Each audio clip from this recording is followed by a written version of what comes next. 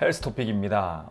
지난 시간에는 불안 장애에 대해 가지고 간략하게 한번 알아봤습니다. 오늘은 이제 불안 장애와 함께 또 어떻게 보면 불안 장애보다 또 조금 훨씬 더 거의 비등비등하지만은 이제 통계적으로는 이제 이렇게 훨씬 더 좀 많다라고 이렇게 알려져 있는 이제 우울증에 대해 가지고 한번 알아볼 수 있도록 하겠습니다.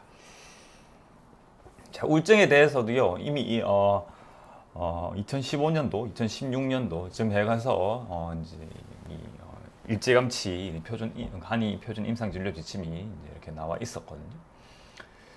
여기에 대해서 이제 우울증에 대해서 이제 이렇게 한의학적으로는 어떻게 생각을 하고 있고 어떻게 접근을 하고 어떻게 진단을 하고 치료를 하는지 한번 간략하게 이렇게 살펴볼 수 있도록 하겠습니다. 일단 우울증이라고 하면 이제 그 하루 중에 대부분의 어떤 시간에서 이제 뭐 우울한 기분 또 뭐 일상 활동에 대한 어떤 흥미 저하, 즐거움 저하 등과 같은 이런 어떤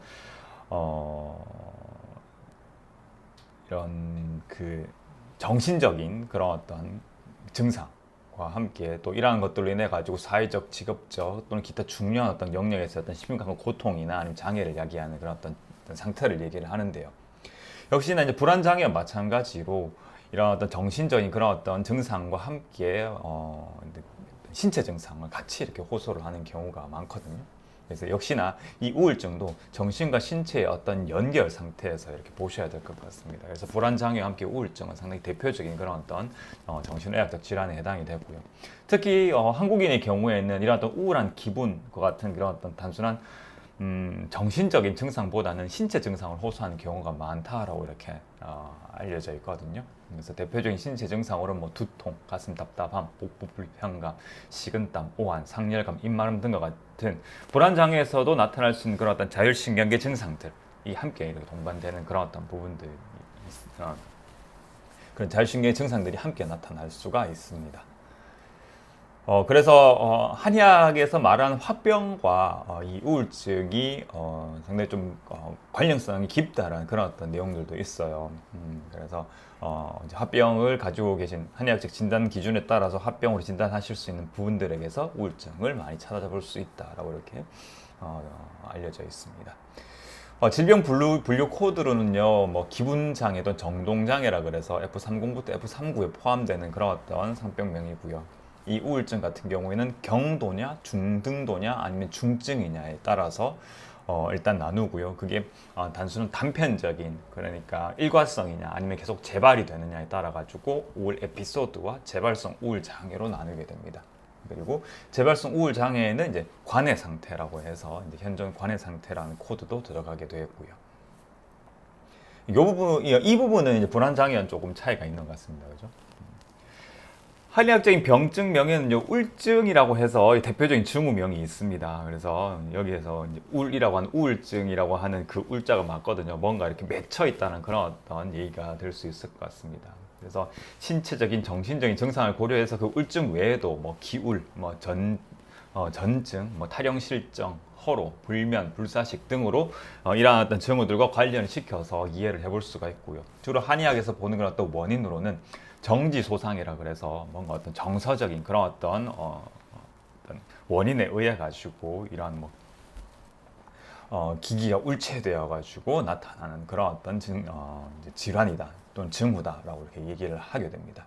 그래서 대표적인 한의학적인 변증 진단 유형에는 간기 울결, 신비 양어, 담기 울결, 기어 담결, 기울 화화, 화황 이렇게 해서 뭔가 울자 또는 며칠 결자가 많이 들어가는 걸 보실 수가 있습니다. 그래서 뭔가 어떤 인체의 기운이 뭐 이렇게 순탄하게 흐르질 못하고 어디에 뭔가 맺히거나 아니면 고이거나 머물거나 하게 되면은 이런 어떤 증상들이 또는 이런 질환이 발생을 한다라고 이렇게 한의학에서 이해를 하고 있거든요. 그래서 한의학에서 생각하는 우울증의 기본 치료 원칙은 이기개울, 그러니까 기운의 소통을 아주 원활하게 하고 그래서 맺힌 것을 열어준다라는 그런 어떤 치료법을 사용을 하게 됩니다. 그래서 처방에는 뭐 교감단, 목향 균기산, 뭐 목향 조기산, 상하분소 도기탕 이 외에도 뭐 유기음자, 목향 유기음, 침향 감기탕, 오피산 등과 같은 처방들이 동의보감에 수록이 되어 있습니다. 이 불안장애 우울증은 이런 어떤 그 심신이력, 지난 시간에도 말씀을 드렸다시피 인체의 생명 활동을 이렇게 설명함에 있어 가지고 연결성, 그러니까 각 인체 각 장기 연결성뿐만 아니라 정신과 신체 연결성까지도 함께 고려하는 이런 한의학적 관점, 한의학적인 어떤 접근 방법, 진단 방법이 상당히 유리한 질환이 될 수가 있거든요.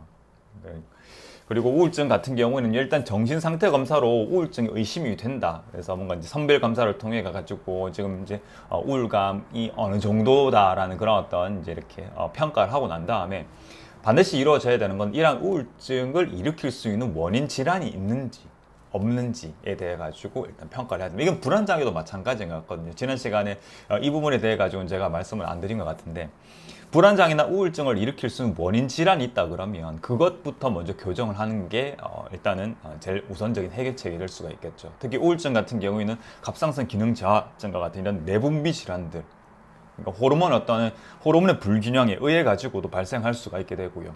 뇌졸중이나 아니면 치매 등에서도 이와 같은 신경계 질환에서도 우울증이 발생을 할 수 있기 때문에 이러한 어떤 그 우울증을 일으킬 수 있는 그런 원인 질환에 대해 가지고 한번 이렇게 감별 진단을 하는 것이 중요하다라고 말씀을 드릴 수가 있을 것 같습니다. 오늘 이렇게 우울증에 대해서 한의학적인 어떤 임상 진료, 어떤 그런 가이드가 어떻게 이렇게 이제 되어 있는지에 대해 가지고 우울증의 개요와 함께 계략적으로 한번 한의학적인 그런 어떤 치료법, 접근 방법에 대해서 알아봤습니다. 오늘 헬스 토픽은 여기까지입니다.